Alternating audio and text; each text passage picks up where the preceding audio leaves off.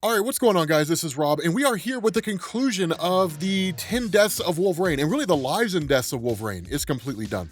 So in the last video that we did for the deaths of Wolverine, we were talking about how Omega Wolverine was basically making its way to Krakoa. Now, Omega Wolverine was basically a version of Wolverine from the future that had a kind of merger between Phalanx technology, or a techno-organic virus essentially, as well as Wolverine himself. And his healing factor is what basically allowed him to utilize the capabilities of the Phalanx without actually succumbing to its influence. Because remember, with the Phalanx being a techno-organic virus, it's not necessarily in the same way as like Cable. It is to a degree, but the difference between like Cable and the Phalanx is that the techno-organic virus, as it's pertaining to Cable, is more of like a technological cancer, right? It's literally just eating away at his body all the time, or at least trying to, and that's why he's not as powerful as he could be, because he devotes his telekinesis and his telepathy to keeping the virus from destroying him. With the Phalanx, they are a techno-organic organism, but they're also sentient. And so this future version of Wolverine is literally keeping a sentient virus from trying to destroy him while also using its capabilities. Now, in that fight at the end of the last issue, that Moira McTaggart had blasted Omega Wolverine with the gun that was used by Forge to shut down her powers, which in turn shut down the powers of Wolverine. And that where Moira McTaggart's ability is to basically die and then come back to life in like essentially a new timeline, basically, that she's effectively immortal and is always resurrected. Of course, that's not necessarily a power that she has now that she's powerless. That version of Wolverine lost his healing factor, and so the Phalanx completely took over his body. And that's what we're dealing with here. We're dealing with a version of Wolverine whose consciousness is somewhat there, but the Phalanx is basically overtaking him. And the mission is to kill Charles Xavier. Now, more important than that, this Phalanx has its own mission, because remember, this is very, very like Terminator-esque in terms of what's going on here right now. And there is a kind of John Connor that comes in the form of Cerebro. And the reason why is because if this version of Wolverine, if the Phalanx version is able to access Cerebro, it'd be like Skynet going online. He could just tap into everything. And basically the Phalanx would completely and totally conquer the world like that, like in an instant, right? Phones, computers, tablets, the whole 9 yards, and even start infecting people. And so the Phalanx would be able to take over the world. And the Phalanx themselves are always on a mission of conquest. They always have been. They're like the Borg from Star Trek, right? They're always looking to assimilate new technologies and biological organisms into themselves. And so that's why the response of Sage in talking to Beast is you have to isolate the cradle, right? Where Cerebro is located, you have to isolate this from the rest of the mainframe, because if it's connected and that Phalanx Wolverine is able to tap into the mainframe, he'll access the cradle and then it's game over. And so of course Beast works on doing that. While he's doing that, Sage takes the sword that had previously been given to her by Wolverine, right? The Cerebro sword, and basically reprograms it. Now, while that's going on, the only real stopgap measure you have for Omega Wolverine is the other Wolverines, right? Is Laura Kinney and it's Dakin and it's Gabby doing what they can. They haven't necessarily alerted the entire island because one, they don't want to freak everybody out, and two, this is really more of like a personal fight. But as things continue to go on, right, as the fight goes on further and further, and even when Dakin goes to punch like Omega Wolverine and almost gets infected with a techno-organic virus himself, had his healing factor not kicked in and basically fought it off, that ultimately it's kind of this realization they can't really do it on their own. And so what you end up getting here in this really, really cool moment, which I absolutely love, is you have like basically Wolverine Prime, we can call him that, or Wolverine, facing off against Omega Wolverine. Now, when Wolverine initially shows up here, he presents the watch from the 10 Lives of Wolverine video that we did, the one that was given to him by that version of Charles Xavier through the timeline, and he was basically told, look, it was given to us by someone that basically told us never to lose our way. You obviously have, right? You have lost your way, whichever version of me you are, right? You have lost your way, and you are ultimately no longer me. You are just some corrupted version of yourself. And so now basically I have to destroy you, right? I'm going to have to end you here. And this is a really, really cool moment because it's Wolverine versus Omega Wolverine, but more so than that, and this is one of the biggest things about this and why I love this so much, historically when it comes to Wolverine fighting like these arch nemesis of his, or like these major villains or something like that, the emphasis is always on how Wolverine's past has somehow come back to bite him in the ass. That's basically what it is, right? Like when Dakin first popped up, that Dakin was the son he didn't know he had, and it was the fact that Wolverine had just never sought him out that left Dakin to hate his father so much. Now, of course, a lot of that dust settled,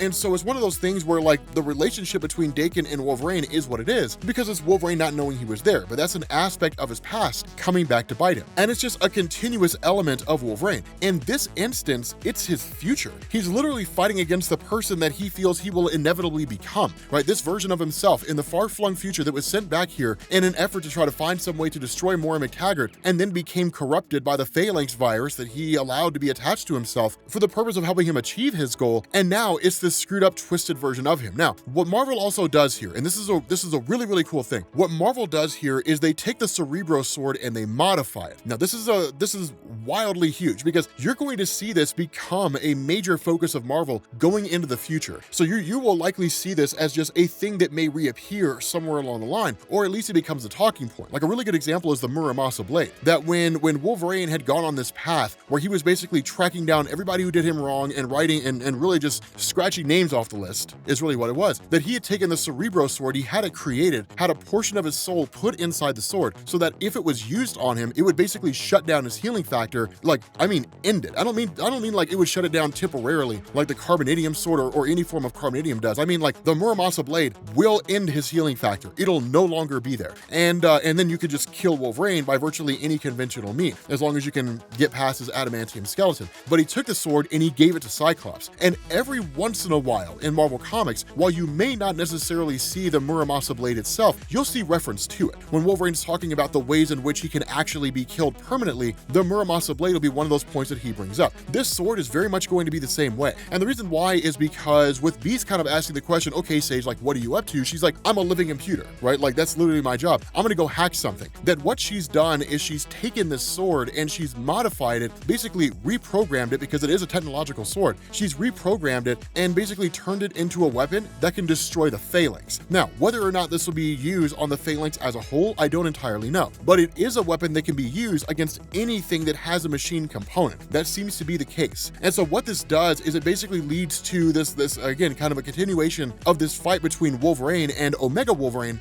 And the reality here is it is equal in some ways and unequal in others, right? Because they both bring something to the table. So modern day Wolverine brings a kind of youth in comparison to like this older version of himself that, of course, his older version doesn't necessarily have. It's like modern Wolverine versus old man Logan, that kind of a thing. And he brings a kind of ferociousness to the table. What the Omega Wolverine brings now, especially since it's now covered in Phalanx, is it brings, one, the ability of his older self to have experience, right? To know when to slow down, when to move faster, but it also brings a just kind of ruthlessness in the sense that because it's now mostly machine, and really that essence, that spiritual essence or the mind of Wolverine is basically gone, it'll just keep fighting and fighting and fighting. It's like just fighting a machine version of Wolverine. It won't stop, and it'll seemingly never run out of energy, and now it's got adamantium. And so in response to that, there's no way this fight can continue to go on in its current form with Wolverine coming out on top. It's never going to happen. If this fight goes on longer, Wolverine's going to die at the hands of his Omega self. And that's one of the things that was even recognized by like Dakin and Laura and Gabby early on in the fight, is they were like, we can't actually defeat this thing. Like, we can keep it at bay,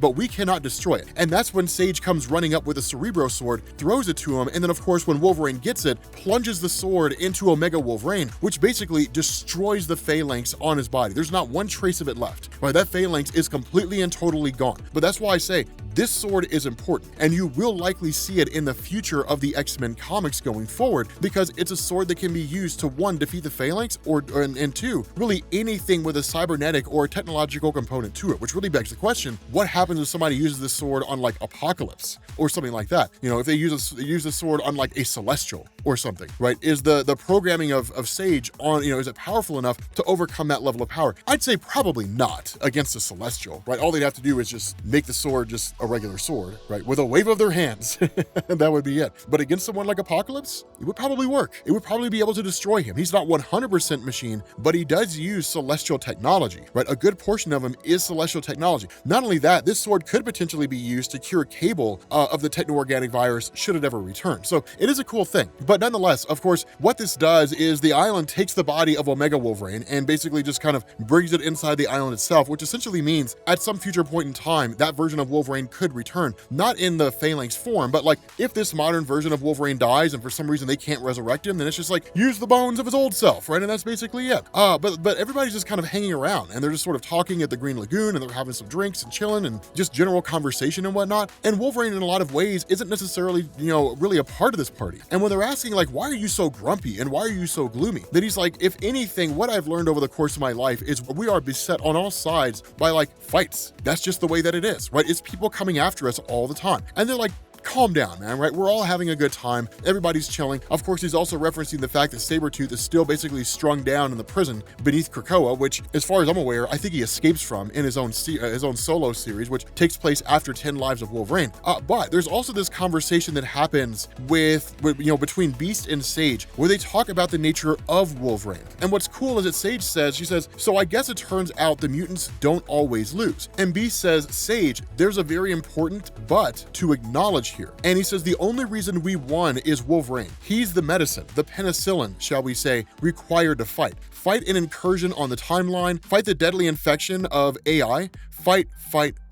And Sage says, I suppose he is the best there is. And B says, he's the best he is because he's unlike the high-minded and ideological driven mutants on the council who supposedly guide Krakoa and worry endlessly over diplomatic nonsense. He's the best there is because he's a savage killer. I don't love him, but he is the sharpest tool with which we do our cutting. And Sage says, I see that you've completely ignored my contributions, but ego aside, I don't like where your mind's at. And B says, oh please, don't clutch your pearls and feign offense. I'm simply pointing out a truth that most would prefer not to acknowledge. In the end, force wins. Stabbing shit is what saves the world. And again, that's a really amazing point because it's kind of what I've always said, right? Violence is not always the answer, but it is a answer, and it's usually a very effective one. But the other part of this, and probably the most significant part of this, is that Beast does not see Wolverine as anything other than a tool to be used to fight a fight. That's it. You wouldn't give him a job that requires anything other than like sneak into a place, kill some people, and then leave, or fight some force head on. And that's really, really interesting because it means that where Wolverine is now, he'll never move beyond this as far as Beast is concerned. And so what you end up basically doing is switching over to a cemetery, and something that by all standards of measurement shouldn't be able to happen, and we don't know how it did.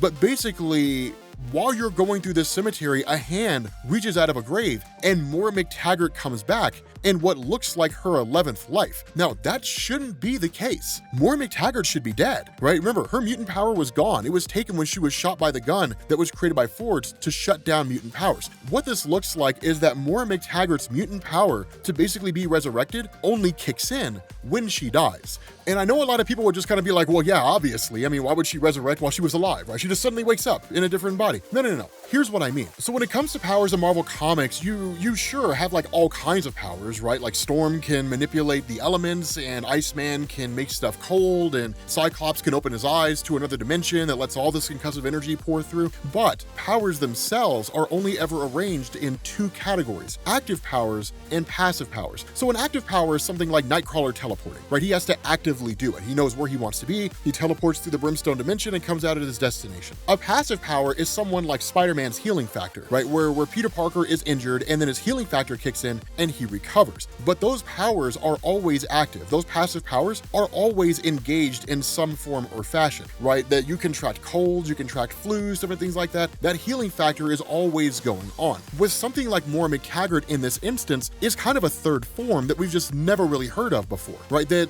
it's this thing where her ability to resurrect whenever she dies, it's just a power that kicks in. It's not active because she can't actively decide to come back to life once she's dead.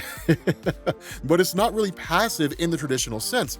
Maybe it is to a degree, right? In the sense that like it automatically happens, but can the body process a healing factor if the body is physically dead, right? If the body's basically gone. Like with Wolverine, for example, it's a little weird because, with people with healing factors, it doesn't necessarily work that way. Their healing factor usually prevents them from dying. But in those instances, when something like Peter Parker has died in some alternate reality story somewhere, that his healing factor stops activating. operating. It stops existing. His body decomposes and it corrodes and it becomes one with the earth. And then whatever happens after that, plants grow there. I don't know. Like, I mean, who cares? But like his healing factor stops working. It's not as though his healing factor keeps operating and his body, maintains its youthful appearance even though he's dead. So again, it's, usually with any kind of a power, once you die, your power goes with you. Your power doesn't continue on. It's just kind of a weird thing, which really begs the question, what would happen if there were a story where like somebody took the visor off of Cyclops and then shot him in the back of the head and then opened his eyes? Would literally just non-stop concussive blasts come out of his eyes for eternity until somebody closes them? Like, is that what would happen? I don't know. As morbid as it sounds, I'd be interested in finding out.